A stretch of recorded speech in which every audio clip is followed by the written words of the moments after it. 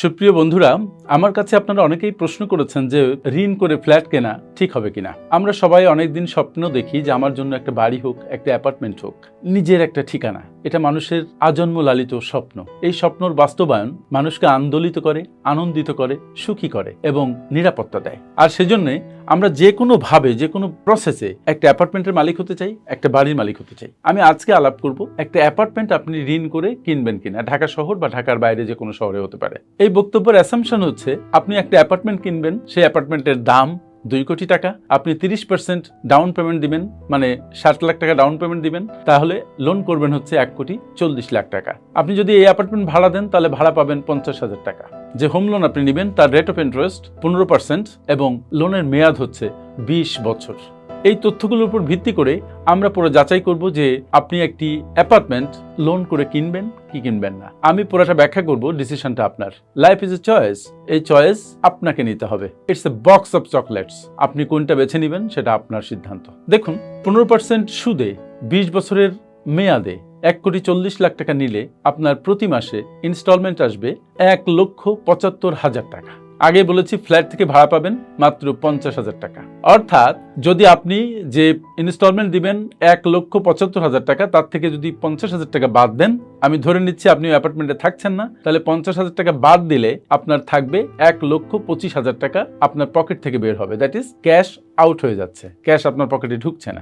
এই যে বাড়তি নেগেটিভ ক্যাশ ফ্লো, এটা বছরে হবে 15 লক্ষ টাকা। 1,25,000 ইন্টু 12 হবে 15 লাখ টাকা। এখনই শুরু হয় প্রশ্ন যে এই 15 লক্ষ টাকা আপনার পকেট থেকে বের হয়ে যাচ্ছে, বের হয়ে কি আপনার লাভ বেশি হচ্ছে, নাকি এই 15 লক্ষ টাকা যদি আপনি অন্য কোথাও জমাতেন বা কোথাও ইনভেস্ট করতেন তাহলে আপনার লাভ বেশি হতো। যেহেতু আমরা ফিনান্সিয়াল অ্যানালাইসিস করব, ফলে আপনার নিটিগ্রিটি আপনাকে বুঝতে হবে। বোঝার পরে আপনাকে ডিসিশন নিতে হবে যে আপনি লোন নিয়ে অ্যাপার্টমেন্ট কিনবেন কি কিনবেন না।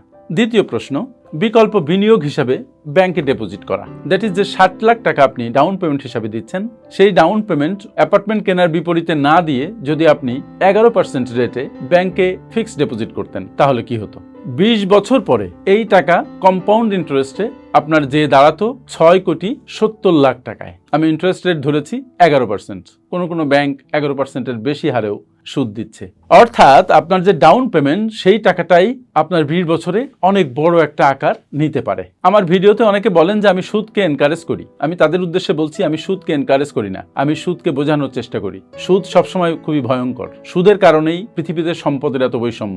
সুদ আমার প্রমোশনের বিষয় নয়, কিন্তু আমাদের দেশীয় বাস্তবতায় আমরা সুদের বাইরে কেউ নই। এই জন্য আপনার জানা উচিত যে সুদের প্রভাবটা কি, ভালো নাকি খারাপ, ভালো হলে কতটুকু ভালো, খারাপ হলে কি পরিমাণ খারাপ। যাও আসি মূল আলোচনায়। এবার দেখেন, এখন যদি আপনি ভাবেন যে ঠিক আছে, ব্যাংকে তো একটা কিস্তি আমি দিতাম, এই কিস্তিটা না দিয়ে যদি ওই টাকাটা আমি প্রতি মাসে ব্যাংকে রাখি বা ব্যাংকে রাখতাম, তাহলে প্রতি মাসে 1,75,000 টাকা যেটা আপনার পকেট থেকে বের হয়ে যাচ্ছে, ওই টাকাটা যদি আপনি 20 বছর মেয়াদে ব্যাংকে রাখতেন এফডিআর করে, তাহলে সেই টাকাও 20 বছরে যে আপনার দাঁড়াতো 2,90,00,000 টাকায়। তাছাড়া দেখেন, এখানে কোনো ঝুঁকি নেই, কোনো মেনটেনেন্স খরচ নেই, বাড়ি পরিষ্কার করা, বাড়ির পেছনে টাইম দেওয়ার ব্যাপার নেই, এখানে কোনো ধরনের মানসিক চাপও নেই। এবার আপনি হয়তো বলবেন যে এই সময়ে আপনি তো ব্যাখ্যা ঠিকই করলেন, কিন্তু ফ্ল্যাটের তো মূল্য বৃদ্ধি হবে। বাস্তব চিত্র কি, চলুন সেটা এবার আমরা একটু আলোচনা করি। ফ্ল্যাটের দাম প্রতি বছরই বাড়ে। ধরুন ফ্ল্যাটের দাম প্রতি বছর 4 থেকে 5% হারে বৃদ্ধি পেল। কিন্তু আবার একটা জিনিস ভুলে গেলে চলবে না, যখন ফ্ল্যাট অনেক বেশি পুরনো হয়ে যায় তখন সেই ফ্ল্যাটের দাম আবার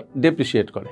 তো 4 থেকে 5% যদি বাড়ে, তাহলে 20 বছর পরে ওই ফ্ল্যাটের দাম দাঁড়াবে আপনার 5 কোটি টাকায়। ধরুন কাগজে কলমে এটি বেশ লাভজনক মনে হচ্ছে, তাই না? যে 2 কোটি টাকার ফ্ল্যাট 20 বছর পরে হয়ে যাচ্ছে 5 কোটি টাকা। কিন্তু এখানে কিছু বিষয় ভুলে গেলে চলবে না। আপনি 20 বছর ধরে 1,75,000 টাকা কিস্তি দিয়েছেন, সাথে বাড়িটা রক্ষণাবেক্ষণ করেছেন, ভাড়া দিয়েছেন, ভাড়া তুলেছেন, সময় নষ্ট করেছেন, বিল্ডিংটা মেনটেইন করেছেন, গভর্নমেন্টের ট্যাক্স দিয়েছেন, মেরামত করিয়েছেন। এই সব কিছু যদি যোগ করা হয় তাহলে দেখবেন সব মিলিয়ে আপনার বিনিয়োগ হয়েছে 4 থেকে 4.5 কোটি টাকা। আর 20 বছর পরে ফ্ল্যাট বিক্রি করলে আপনি হয়তো পাবেন 5 কোটি টাকা। অর্থাৎ নিট লাভ যদি আপনি ধরেন তাহলে হয়তো কত 50 লাখ টাকার মতো, সর্বোচ্চ 1 কোটি টাকাই হলো।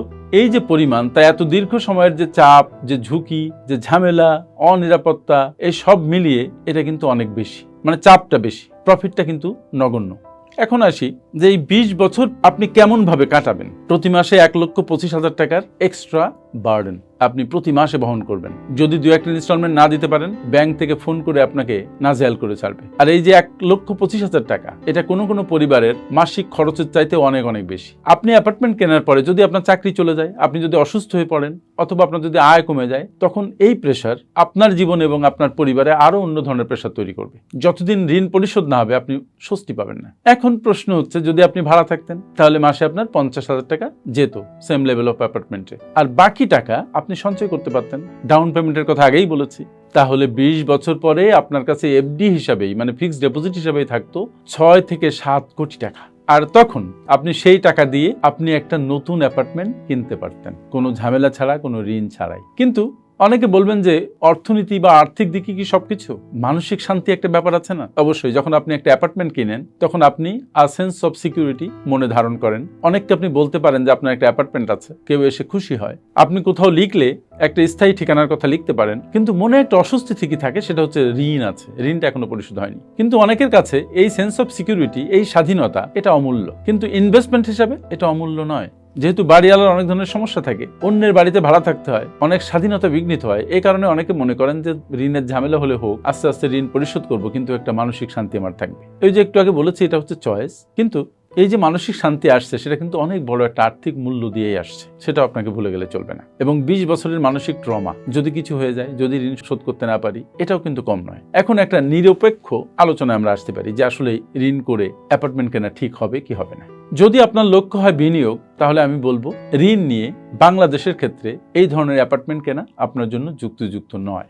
নেগেটিভ ক্যাশ ফ্লো, উচ্চ সুদের হার, যা পরবর্তীতে আরো বাড়তে পারে, 20 বছর যে একরকম থাকবে তা ঠিক নয়, এবং বিকল্প বিনিয়োগে যে বেশি রিটার্ন, সেটাকে মিস করা। সব দিক থেকে বিনিয়োগ করলে, সেটা গভর্নমেন্ট বন্ডে হোক, ইভেন ব্যাংকে ডাবল বেনিফিটে হোক, সেটা বেটার। কিন্তু যদি উদ্দেশ্য হয় নিজস্ব ঠিকানা, মানসিক শান্তি, সেন্স অফ সেফটি, সিকিউরিটি, বাচ্চাদের একটু ভালো লাগবে, আপনার ভালো লাগবে, তাহলে আপনি হয়তো মানসিক অন্যান্য আর্থিক যে বিষয়গুলো, সেগুলোকে অ্যাভয়েড করে আপনি অ্যাপার্টমেন্ট কিনবেন। সেটা আপনার জন্য ভালো, নট ব্যাড। অর্থাৎ আমি কি বলছি, যে অর্থনৈতিক দিক থেকে এটা একটা দুর্বল সিদ্ধান্ত, কিন্তু মানসিক দিক থেকে বা সামাজিক দিক থেকে এটা হতে পারে আপনার জীবনের একটা ভালো ডিসিশন। তাই যখন আপনি ঋণ নেবেন, ঋণ নেওয়ার আগে আপনি আপনার মাসিক বাজেটটা করে দেখবেন। মাসিক বাজেটটা করে সেটা যাচাই করবেন। আপনার জীবনযাপন চলার পরেও আপনি এই বড় ইনস্টলমেন্টের ঝুঁকি নিতে পারবেন কিনা সেটা ভাববেন। আপনি নিজে থাকবেন নাকি ভাড়া দিবেন, সেটাও চিন্তা করবেন। তারপরে প্রতি মাসের কিস্তি এবং ভাড়া, এই দুটো তুলনা করবেন। যদি দেখেন যে ভাড়া পাচ্ছেন তার চাইতে কিস্তি অনেক অনেক বেশি, সেক্ষেত্রে একটু হল্ট করবেন, আবার চিন্তা করবেন। আর যদি অ্যাপার্টমেন্ট কিনেনও, সেই অ্যাপার্টমেন্টে আবার ইন্টেরিয়ার করতে 30 লক্ষ টাকা খরচ করেন না, কারণ সেটাও আপনার ক্যাশ ফ্লো নেগেটিভ করে দিবে, আপনার জমানো টাকা শেষ করে দিবে। বরং যদি অ্যাপার্টমেন্ট কিনতেই হয়, তাহলে আপনি 5-6 মাসের এমার্জেন্সি ফান্ড রেডি রাখবেন। এই এমার্জেন্সি ফান্ডের মধ্যে অ্যাপার্টমেন্টের ইনস্টলমেন্টও আসবে। আমি সর্বশেষে পার্সোনাল ফাইন্যান্স ম্যানেজমেন্টের দৃষ্টিকোণ থেকে আপনাদের বলি যে বর্তমান বাংলাদেশের বাস্তবতায় আমরা যে রেন্ট পাই, যে সুদের হার, মানুষের ইনকামের উপরে যে প্রভাব, ইনফ্লেশনের যে অবস্থা, সেই ক্ষেত্রে এত বেশি পরিমাণ ঋণ নিয়ে অ্যাপার্টমেন্ট কেনাকে আমি যুক্তিযুক্ত মনে করি না। কিন্তু আবার যদি আপনি মনে করেন যে আপনার সামাজিক অবস্থান, মানসিক প্রশান্তি, স্থায়ী একটা ঠিকানা আপনার দরকার, সেক্ষেত্রে আপনি কিনতে পারেন। সেটা পুরো আপনার বিষয়। সিদ্ধান্ত একটাই, যদি আপনার লক্ষ্য থাকে যেটা বিনিয়োগ, এখান থেকে আপনি লাভ করবেন, তাহলে এই ডিসিশন সঠিক নয়। আপনি ইতিমধ্যে বুঝতে পারছেন যে আমি কোন দিকে ইঙ্গিত করছি। আপনারা পুরো ভিডিওটা শুনে নিজেরা খাতা কলম নিয়ে হিসাব করে তারপরে সিদ্ধান্ত নিন যে আপনি আপনার বর্তমান প্রেক্ষাপটে ঋণ করে অ্যাপার্টমেন্ট কিনবেন কি কিনবেন না। থ্যাংক ইউ ভেরি মাচ আমার সাথে এতক্ষণ থাকার জন্য।